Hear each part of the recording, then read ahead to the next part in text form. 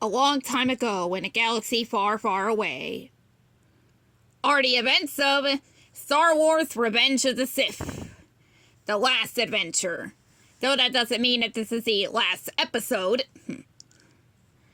Obi-Wan Kenobi and Anakin Skywalker were a great team. Together, the two Jedi traveled across the galaxy and fought battles against the dark forces of the Sith. Their newest mission was to rescue Chancellor Palpatine, an important leader who had been kidnapped by Count Dooku and his cyborg henchman, General Grievous. Republic pilots fired on the evil general's battleship, giving Obi-Wan and Anakin the chance to sneak on board.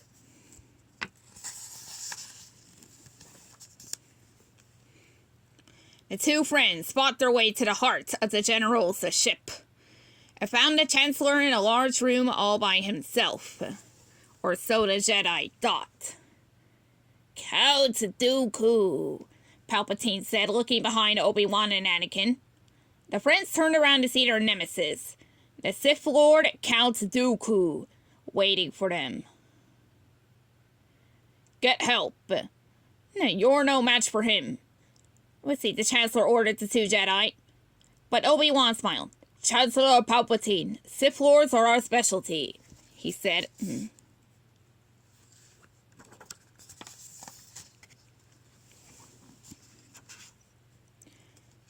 You won't get away this time, Dooku, Obi-Wan said.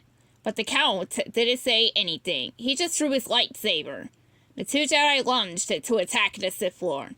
I've been looking forward to this, Count Dooku said as Obi-Wan's and Anakin's blue lightsabers clashed against his threatening red blade.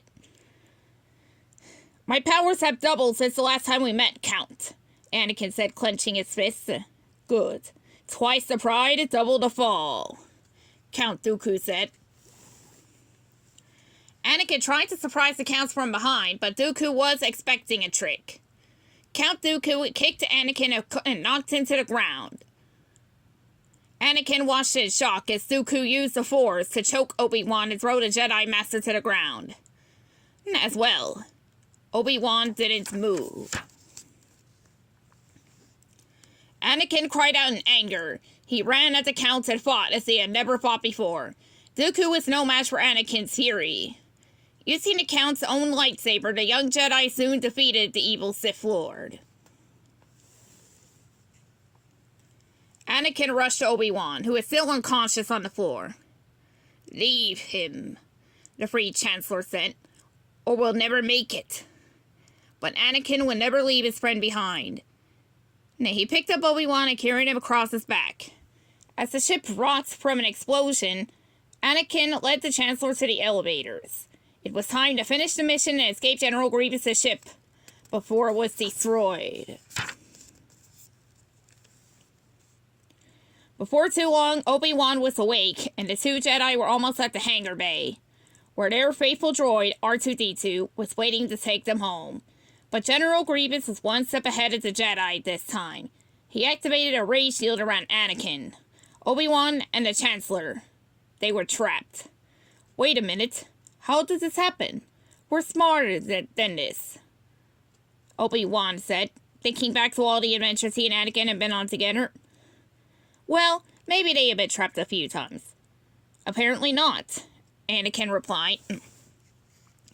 The two friends, Chancellor Palpatine and the droid, R2-D2, were led before the evil General Grievous on his command deck. That wasn't much of a rescue, the cyborg general said.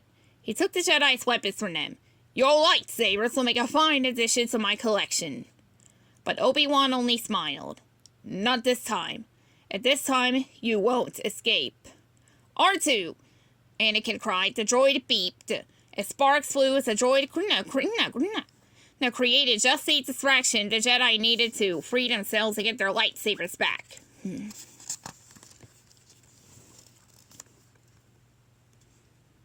Now crush them! General Grievous cried as his army of droids tried to stop the Jedi. But Anakin and Obi-Wan were a perfect team. Working together, the two Jedi soon took down all of their enemies on the command deck.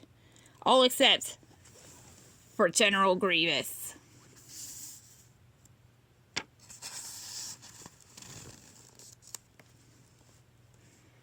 You lose, said General Grievous yelled.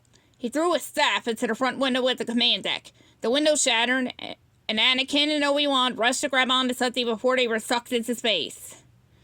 They could only watch as General Grievous leapt out the window. The General used his cyborg abilities to walk around the outside of the ship and into an escape pod.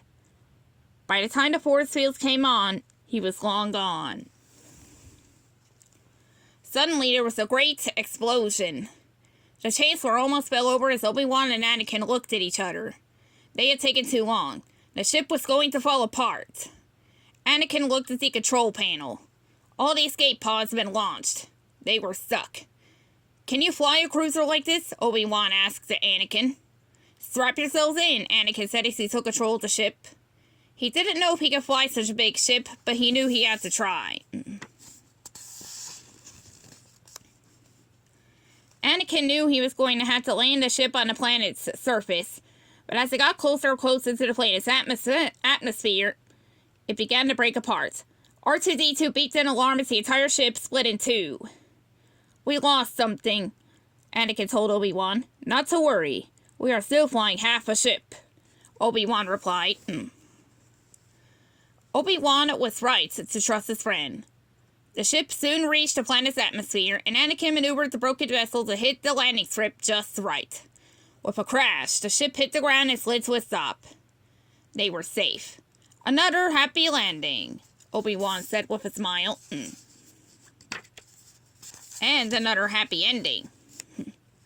With the Chancellor safe, Obi-Wan and Anakin had successfully completed another mission. Now it was time to get back into the Jedi Temple.